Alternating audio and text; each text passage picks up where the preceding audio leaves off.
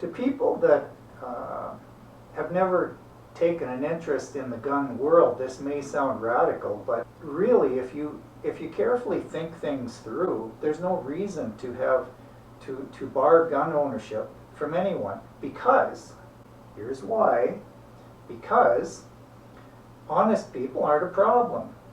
People that aren't honest, the criminally inclined, they're going to get whatever they want anyway.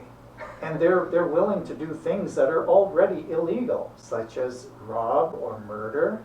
And looking at pretty much every nation in the world where guns are most freely available, those are the areas that have the least amount of crime, because the honest people are always going to be the majority. And if a majority of people are armed or have the ability to be armed, bad people are going to be quickly stopped if they attempt to do something terrible. Freedom is where there's neither tyranny nor anarchy, where the government works to keep people free. The PPC won't lock us down in a big nanny state. They'll leave us in peace to make this country great.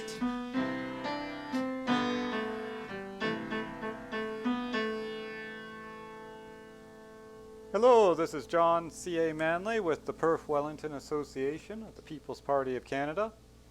It's the very first episode of our new podcast, The Purple Microphone with Wayne Baker.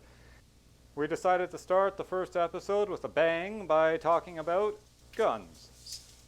Many people think it's a virtue not to own a gun, and that guns are a danger to society. But our guest today makes many logical arguments for why the 2 million plus private gun owners in Canada are fulfilling a moral duty to help keep their homes, communities, and our country safe. Dennis Dill has over 55 years of experience owning and firing guns, starting with his first air gun at age 8.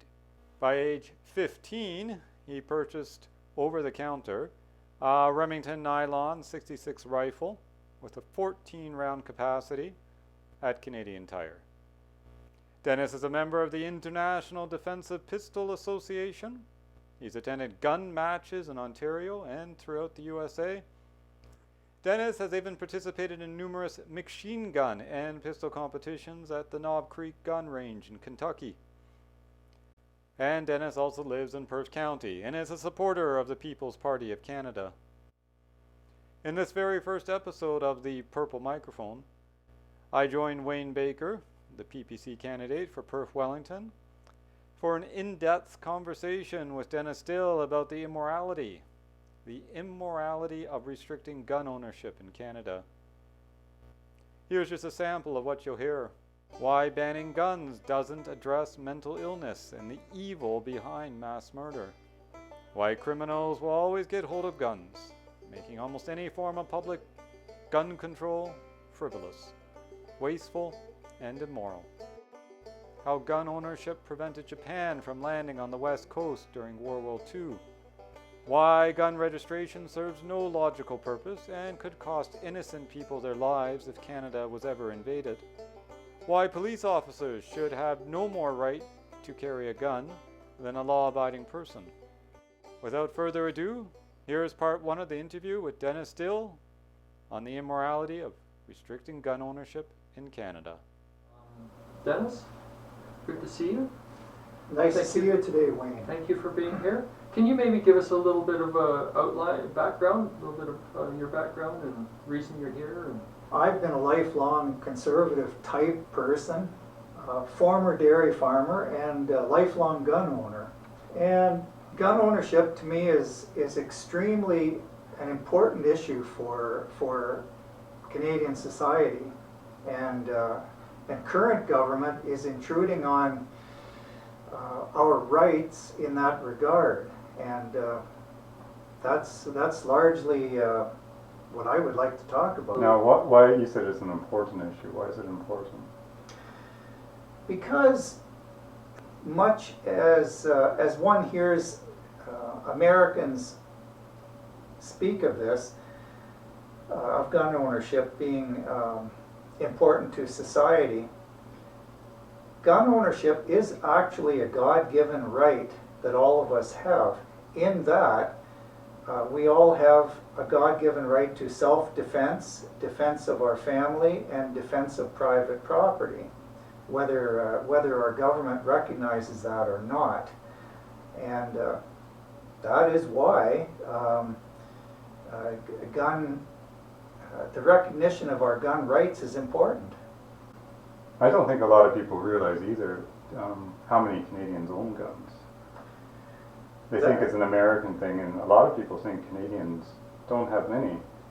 Well, the stat I saw was we rank number 5 in the world for countries with gun ownership. Mm-hmm. That is very true. Do you know how many? It's actually unknown because a great many. Well, officially. Officially, I've heard 2 million. Do you think that's about right? The official number is at least 2 million, but truly the number is far, far higher because a great many gun owners in this country aren't willing to go through the bureaucratic hassles, the cost, and the time it takes to attempt to be a legal gun owner. So yes, there are far more than an official number would indicate.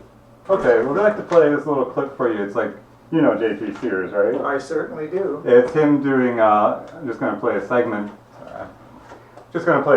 From it. He's portraying the views of the left on guns, and I'd like to get your feedback about what you think. So what do you think about what's going on?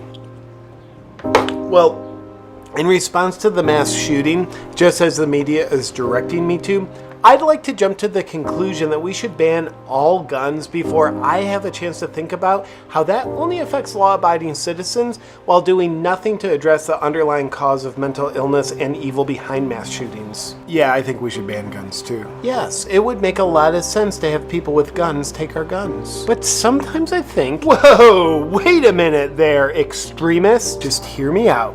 Sometimes I think if they want to outlaw guns in order to prevent murder, why don't they just outlaw murder? They already have. And the criminals still break the law? They do. Then are we sure the criminals that break the law would be willing to just obey a new law about guns? I think we're supposed to just think so. I mean, I can only assume that someone who's willing to murder another person would probably have a moral compass that says, hey, killing a person is great and all, but possessing an object I'm not supposed to, that's just crossing a line.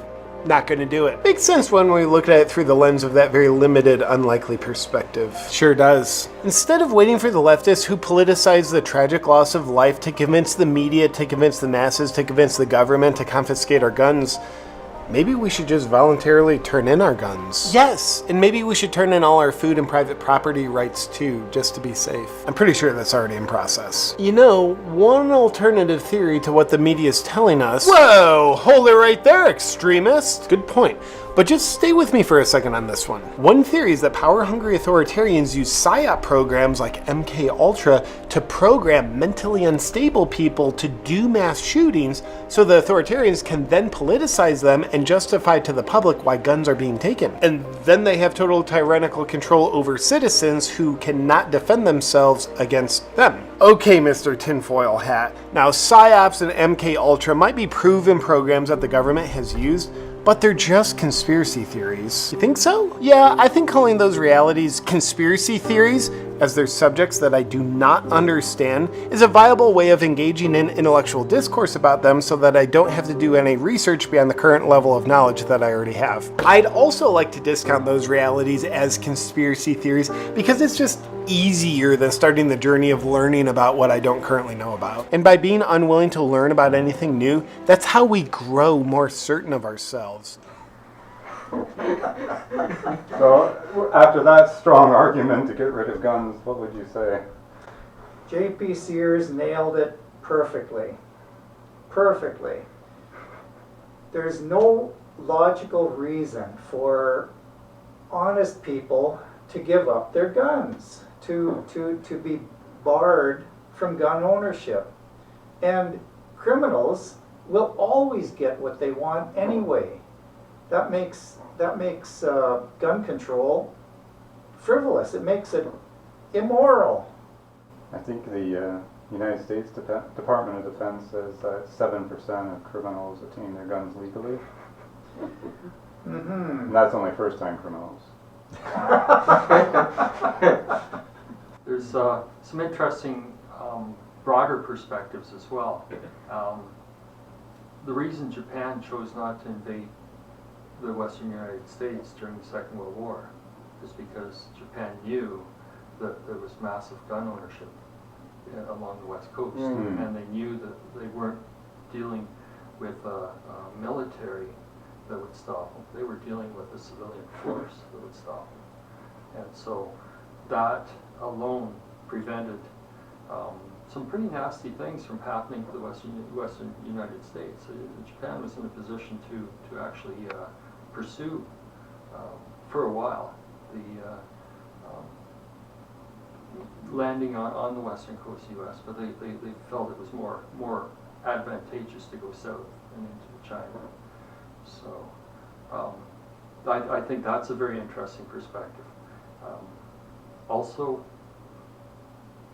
another perspective I found was with Ben Shapiro commented once that both the left and the right insist on having guns. The left insists on the government having control of the guns. The right insists on private gun ownership. And I spend a lot of time with some of my American friends, and I feel quite safe when I'm with them. And I know they're carrying. Some are very obvious, some are more subtle, but I feel quite safe when I'm around them. There's an inherent respect for guns and what they can do. Without guns as a normal part of our society, that respect goes away. Absolutely. I recall that the Japanese, the military leadership at the time, they were quoted as saying something like they wouldn't attempt invading on land the United States on the West Coast because there'd be a gun behind every blade of grass. That was a quote. It's like kicking a porcupine, only a lot worse. But from a military perspective, that's what it'd be like. Is kicking a porcupine. They could probably overwhelm the civilian population, but it would come at a very high cost. Is this something in your mind when you're as a gun holder? Is the possibility of defending yourself against a foreign attack? Being so much inland? Have you ever watched Red Dawn? No, I haven't. I've heard of it. Well, the original version really opened my eyes. The mainland, like I guess central U.S. is being overwhelmed by communist forces. Mm-hmm. And the first thing they did after they took control of the area is they went to the gun registry and they isolated everyone that owned guns, and they either had to cough up the guns or face execution. So, hence, I understand, if anyone's watched that movie, I would understand why they would hesitate to register any guns. yes, that was in the movie. That wasn't even registration as such, but in a similar vein though, in the United States, when you buy a gun from a dealer, you fill out form 4473, and that is kept as a record for the bureaucracy keeps changing the rules, but that's kept on record for some number of years. And yes, in the movie, that's what the communists looked through to see who owned what. That's right. Yeah. Well, from a bureaucratic point of view, like you're saying already, you think there is too much bureaucracy involved with gun ownership. What would you feel is the ideal? Would it be no registration required at all, or somewhere in between what we have now and that extreme? There's, to people that have never taken an interest in the gun world, this may sound radical, but really, if you carefully think things through, there's no reason to have to bar gun ownership from anyone, because here's why: because honest people aren't a problem. People that aren't honest, the criminally inclined, they're going to get whatever they want anyway. And they're willing to do things that are already illegal, such as rob or murder. And looking at pretty much every nation in the world where guns are most freely available, those are the areas that have the least amount of crime, because the honest people are always going to be the majority. And if a majority of people are armed or have the ability to be armed, bad people are going to be quickly stopped if they attempt to do something terrible. So your view is absolutely, it should be as easy to get a gun as buying a book or an orange? Well, you know, in my lifetime, people's memories are so short. Well, when I was a teenager, anyone that looked like they were age 16 could walk into any hardware store, any gun store, and buy long guns. Now, Canada has had registration of handguns for a long time, but when I was young, you already could buy long guns with absolutely nothing but a wad of cash. And I did, actually. I walked into the local home hardware store. I'd buy a gun. Sometimes it'd be a used gun, wouldn't even be in a box. I'd walk out through the checkout, walk right past City Hall with my new gun. Nobody'd give you a second look, because it was normalized then. People weren't told that you should be afraid of these things by government. Right now, in order to buy a pellet gun or ammunition for a pellet gun, you have to be 18 years of age. My dad gave me my first pellet gun when I was about 8 years old, and the deal was I could go, like he gave me very strict outlines as to how to handle the gun, and it was good practice for me. But you could never shoot it towards anyone, point the gun towards anyone, let alone shoot. Never point a gun towards anyone. Never shoot the gun towards across the road or towards any house or household. Always shoot into a hill or shoot into a bush, and never shoot into the water. And that was basically the rules that I had. And he would give me a nickel for every starling I shot.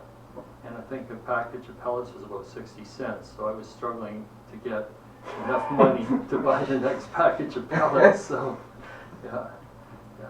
So We have 3 sons, and one is especially deeply interested in shooting, and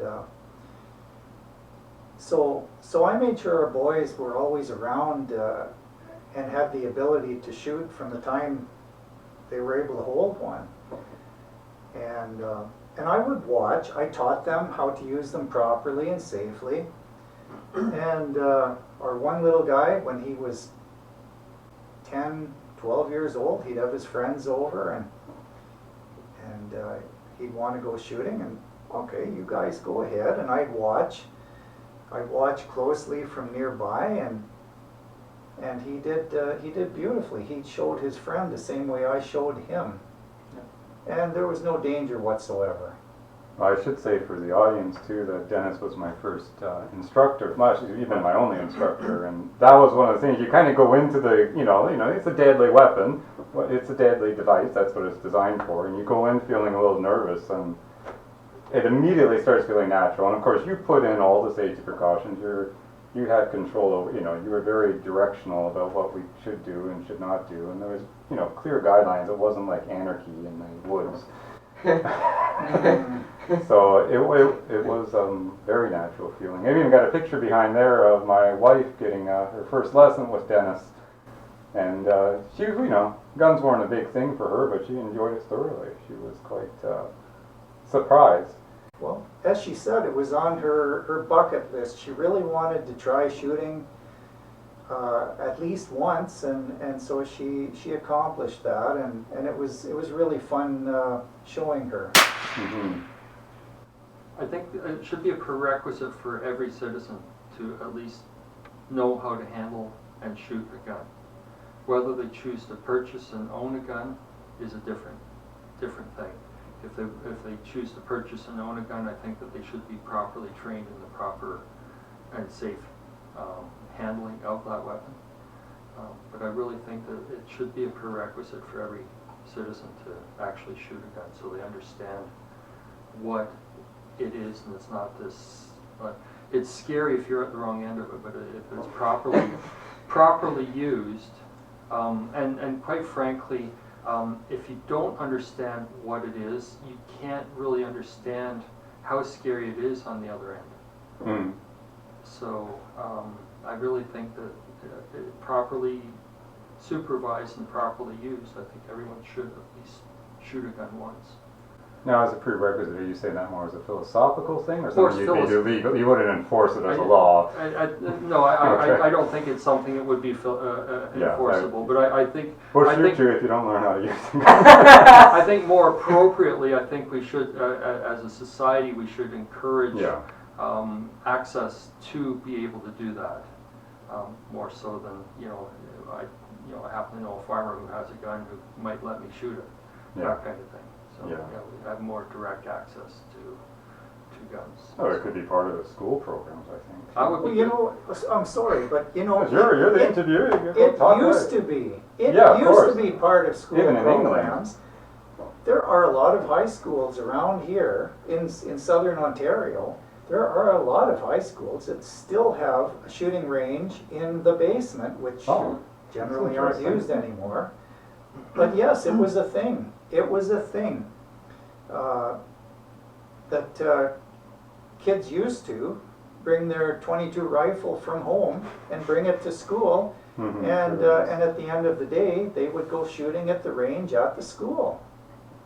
And to me, that sounds like a much more practical skill than playing the video game version of the exact same thing.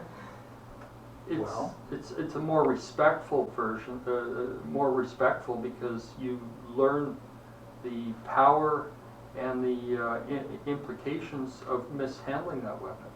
Whereas a video game, you shoot someone, they die, who cares? You get splatter, this blood splatter and this gore all flows around, but there's no real consequence. Where in reality, there's serious consequence. Well, let's play a clip by our Prime Minister here, just to have the other viewpoint, because we're, don't want to seem biased. And he's going to explain why we need to get rid of handguns. Sure.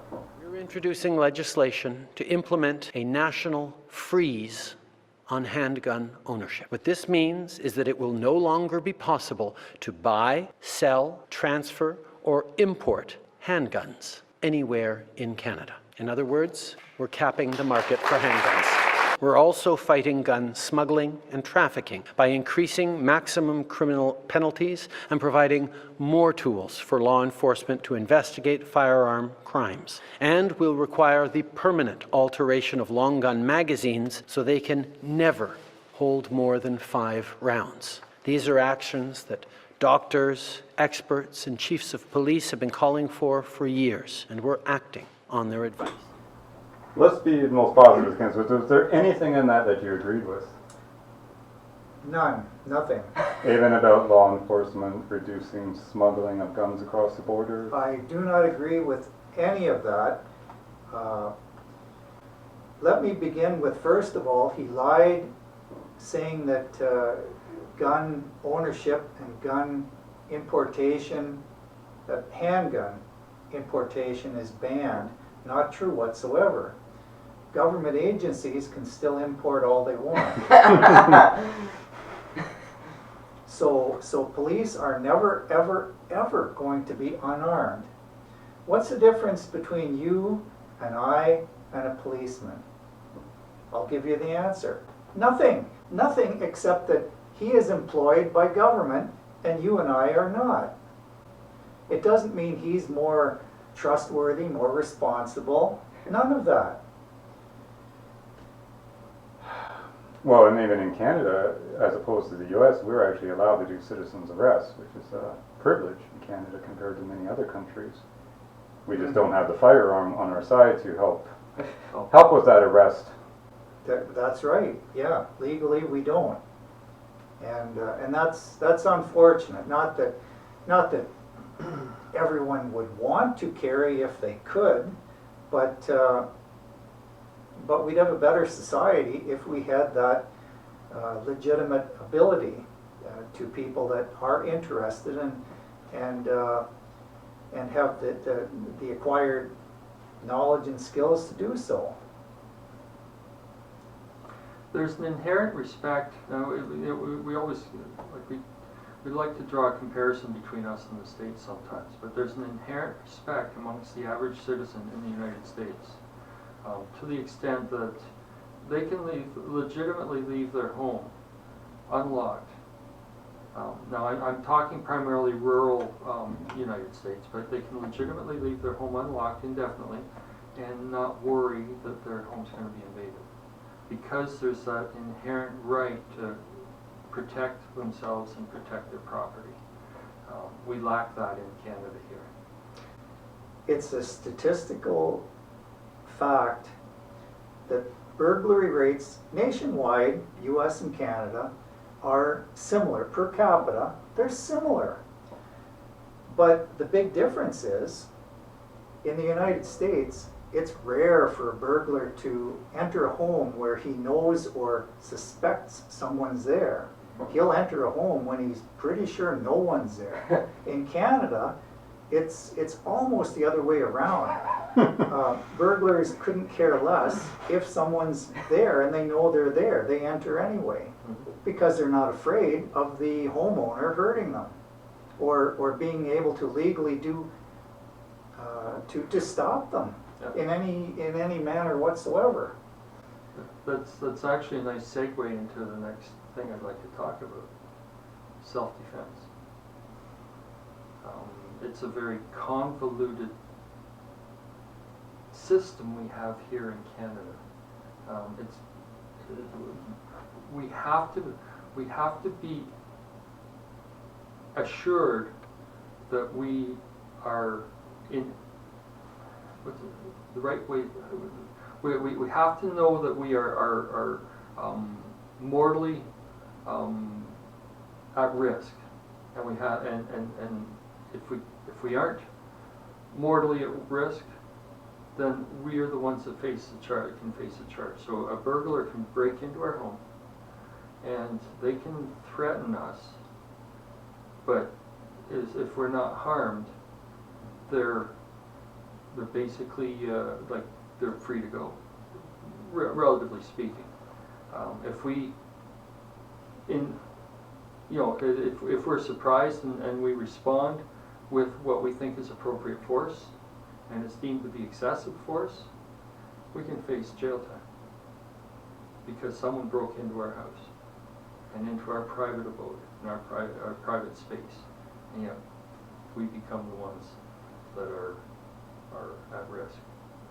So I'd like your perspective on that, Dennis. I don't know if I've... That is so true. That is so true. And even though I am a Canadian citizen, my family and I, we almost moved to the United States over 20 years ago, but we didn't. But we have spent lots of time in the United States, and generally I feel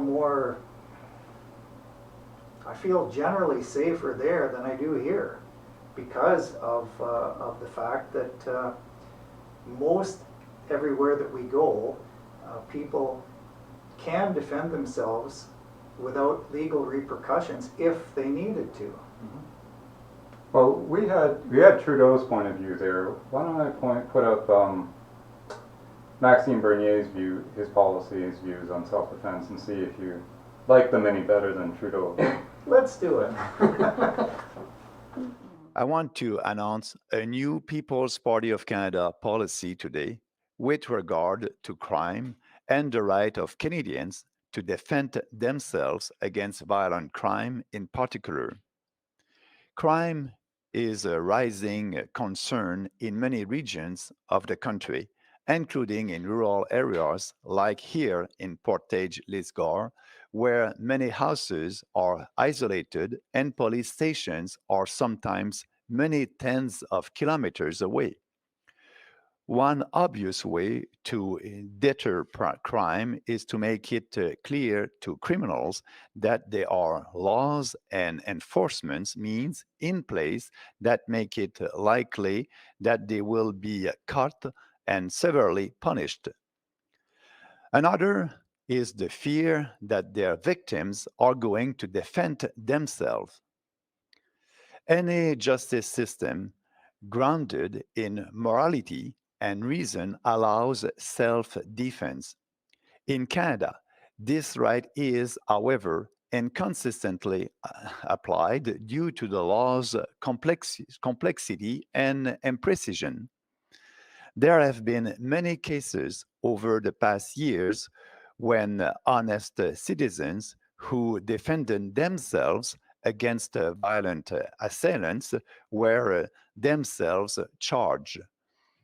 And then, when a trial, and then when on trial because they used force that was not deemed reasonable in the circumstances and and proportionate to the perceived threat. Section 34 of the Criminal Code states in what circumstances individuals can use force to defend themselves or others if force is being used or threatened against them or others.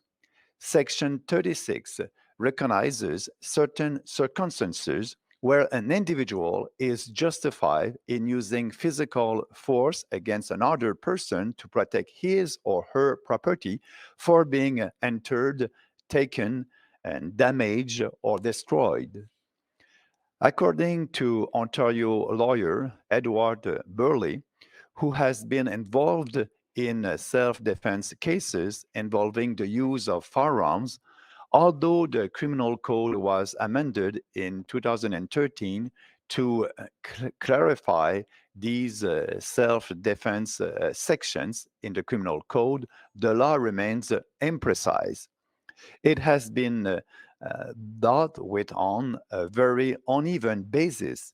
It has been primarily driven by the individual opinions and emotions of police and prosecutors. End of quote. A recent case is that of a Manitoba man, Dakota Pratt, who was sentenced to 5 years in prison in 2018 after being convicted of manslaughter in the death of a person who entered his house in the middle of the night and attacked him with a knife. The resident took the assailant's weapons and stabbed him 13 times. The judge said he had a right to protect himself, but went beyond what was necessary for self-defense, condemning a person to years in prison for having made the wrong assessment of a perceived threat or having used too much force to defend themselves while in a state of panic after being violently attacked is clearly a breach of the universal human right self-defense. Such legal proceedings can destroy a person's mental health, family life, and livelihood, even they are not found guilty of an offense. Victims of robbery are typically advised to call the police and avoid any confrontation with assailants while waiting for the police to arrive. In rural areas, however, police stations are often far away and it can take a long time for the police to arrive at the scene of a crime. The threat that a victim may retaliate with force is a crucial way to deter crime. Beyond the right to defend yourself in your home, it should be possible to defend yourself anywhere. However, the criminal code specifically makes it illegal to carry and use even non lethal devices such as pepper spray as modes of defense against potential attackers. This offense is punishable by imprisonment for up to 10 years. This makes women in particular even more defenseless and prone to fall victim to aggression and sexual violence. Canadians should be able to defend themselves in circumstances where they are violently attacked or are victims of robbery in their own house without fear of criminal charges. Everybody, and women in particular, should be allowed to carry effective means of self defense against aggressions and rapists, against aggressors and rapists. I'm therefore announcing the following policy.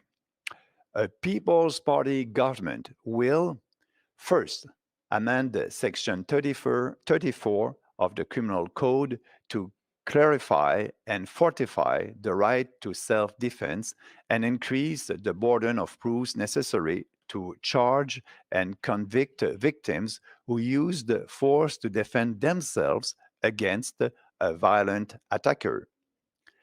Second, amend Section 35 of the Criminal Code to include the concept of the individual inviolability of one's home, known as Castle Doctrine, that allows victims to use force up to and including deadly force to defend themselves against a violent intruder free from legal prosecution. And finally, a PPC government will amend the criminal code to remove pepper spray from the list of prohibited weapons and make it legal to possess and carry it for self-defense.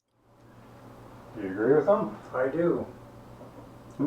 I'm curious to know whether you think you would add a few other items than just pepper spray to the allow weapon to be carried around, but Well, I have to ask people, is your life and my life, are we all worth less than, shall we say, a policeman? Our lives worth less than his? Because police can do, in a grave situation, they can, in fact, in any situation, they can use whatever amount of force they deem necessary to defend themselves, and that's great. There's nothing wrong with that. But what is wrong is that they can and we cannot. I think that the words he had used, that it's immoral and unreasonable to have that double standard. Very much so. The socialist theory is that the cops should be able to protect us, serve and protect. That's the theory. As Maxine pointed out, in rural areas, it's virtually impossible for the police to arrive in a timely fashion. Even in urban areas. I know a situation in Wyerton where a restaurant owner is being harassed by certain individuals, and the police refuse to do anything about it. Refuse. Absolutely refuse. Yes. Yes. I know situations where hunters have gotten into altercation with, like a landowner has gotten into altercation with illegal hunters. Call the cops. Cops refuse to come out. Refuse to have anything to do with it. Okay, this is wrong. This is not in the police. police mandate. The police mandate is to serve and protect. That means they serve and they protect. And if their service is requested, they need to respond. Period. I know another situation. They'd respond when we just had a picnic during lockdown. Yeah, exactly, exactly. A low threat situation. Yeah. A zero threat Zero situation. threat. Yeah, zero threat situation. Could I tell you a little anecdote about police behavior?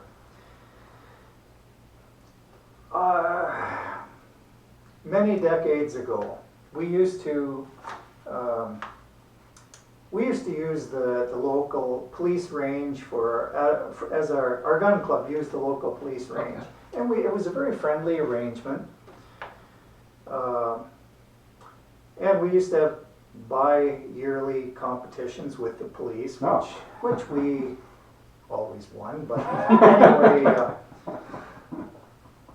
gradually from about 1992, when there was a huge pile of gun bans passed, that was quite a large one, where there were a lot of things you couldn't do or own any longer.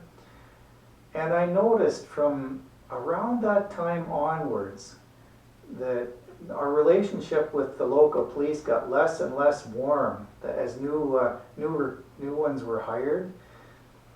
And I believe it's directly related to gun ownership, in that as we were legally not permitted as much freedom as we used to have, theirs of course was infinite, as it always had been. And it made a great many of them believe in the backs of their minds that somehow they were better than us because they could do anything they wanted, and we regular folks could not. And anyway, it progressed and got cooler and cooler until we didn't use the police station any longer as our meeting spot.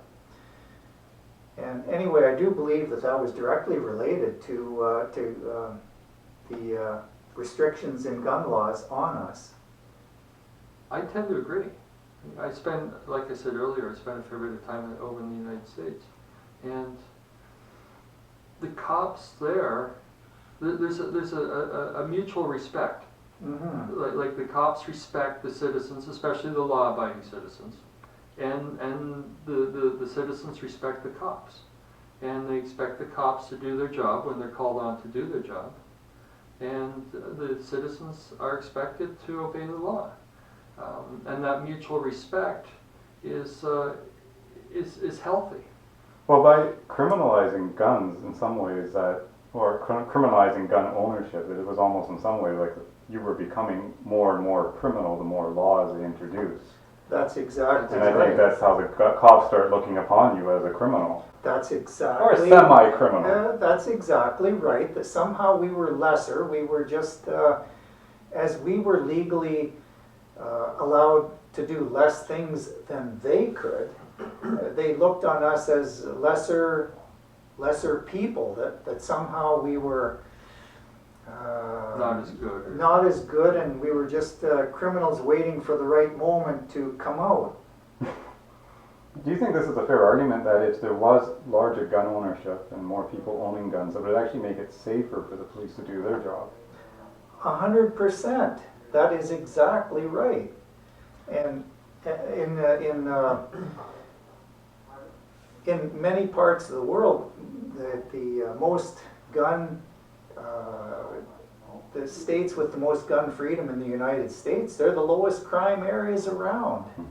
I'd like to point out that there are quite a few states that have what's known as constitutional carry, where there are no longer concealed carry permits. In the United States, some places differentiate between open carry and concealed, but regardless, there are plenty of places now where you can carry concealed without a permit, and in which case, if you're carrying, it's wise and a good idea to mention this to a policeman if you happen to get stopped at a traffic stop. but he wouldn't know whether you are or not in such circumstances. That's right, yeah. Yeah, I would assume the cop would go into every situation assuming that that's a possibility. They do. They Yeah. absolutely do. So That's- declaration or not seems somewhat irrelevant to me, almost like gun registration. That's exactly right. Exactly. When police go anywhere, they have no idea what they're going to encounter. And That's so, why they have a gun. Yes. And so that's why it doesn't matter. It really doesn't matter what anyone says. They're going to act the same anyway. They're going to act like they might be encountering a bad situation, just to be ready just in case thereof. I got an interesting clip here I'd like you to see by the chief of police. I know you're not a big fan of police officers, but I'm curious to see what you think of his opinion. City councillor is calling for a national handgun ban. Could we just get your thoughts? I can tell you that the Canadian Association of Chiefs of Police have indicated that that won't make any difference. When we seize handguns, the handguns are always almost 100% in the possession of people who have no legal right to possess them. They're almost always stolen or illegally obtained. I simply don't see, as a 27-year veteran, how adding another layer of law will make any difference anywhere in this country. When we stop somebody in this city, and police do this every single day, and they have a handgun, somehow saying that this jurisdiction, that Winnipeg is handgun free, and I'll use air quotes, is going to make it safer or easy for us is just nonsense. It won't make any difference whatsoever. Somebody saying, well, it's illegal to have that gun in Winnipeg is just another layer of, and I guess it might make some people feel good, but it will not change the threat level one iota. If you want guns, you're going to be able to get handguns. And saying somehow that they shouldn't be legal, and the discussions are, from what I understand, that they should be illegal in certain jurisdictions. So I legally own a gun in Ile-des-Chênes, and it gets stolen, it gets brought into Winnipeg. The current laws deal with all of that very effectively, and having some jurisdictional law in a particular area, and I can tell you this in terms of all of my colleagues who own guns as part of our job as law enforcement and investigate gun issues every day, the people at the forefront of that just shrug their shoulders and go, I guess if it makes someone somewhere think that they're doing something, that's great. But that's not what's going to happen. It will not change one thing. That is a very wise man. I would love to have him for a neighbor. He's spot on. Spot on, yes. What he said would also apply to any other gun, not just handguns. Oh, absolutely. Sure. A gun is a gun, by the way. It really doesn't matter whether it's a long gun, a handgun, a fully automatic one, a semi-automatic. It doesn't matter. A single shot. A gun is a gun. Mm-hmm. And a gun is only, it's only a weapon if you choose it to be. Look up the definition of weapon. Same as a knife or a hammer or a screwdriver.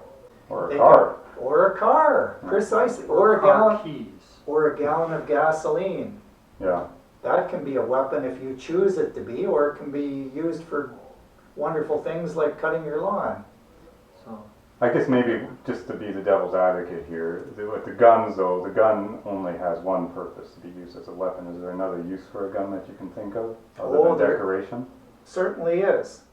Guns Tar- are wonderful for That's part 1 of our interview with Dennis Dill. Next week we'll be releasing part 2, where we cover why guns don't kill people. Fathers with pretty daughters do. Why Dennis believes it's a mental illness to be afraid of a gun.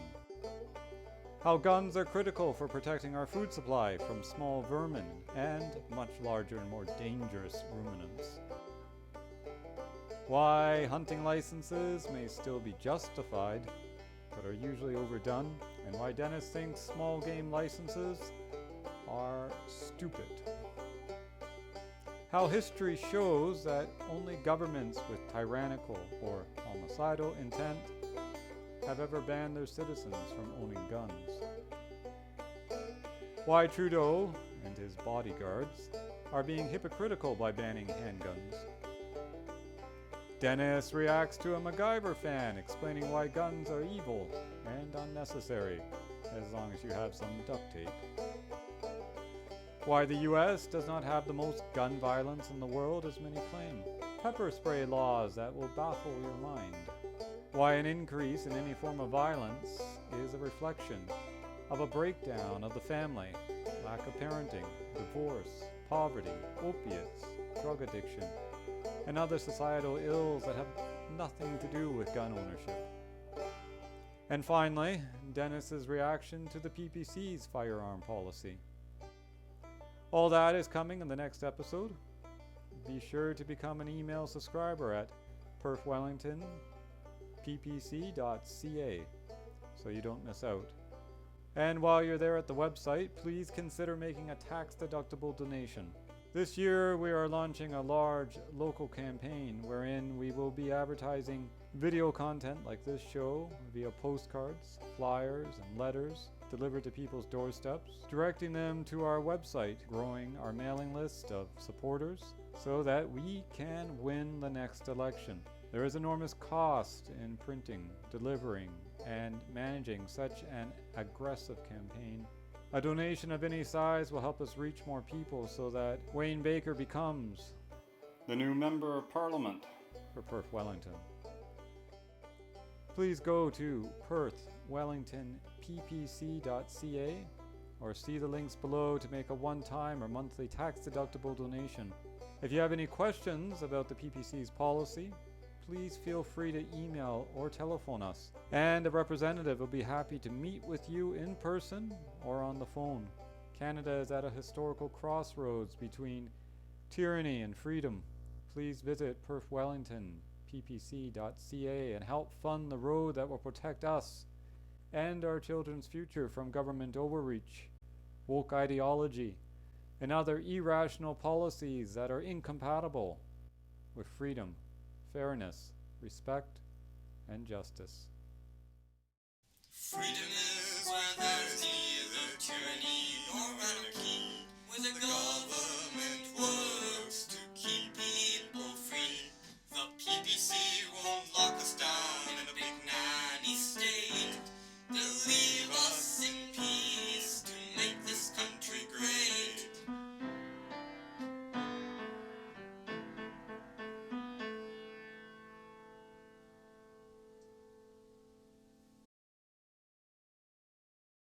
This production was approved by the Perth-Wellington Electoral District Association of the People's Party of Canada.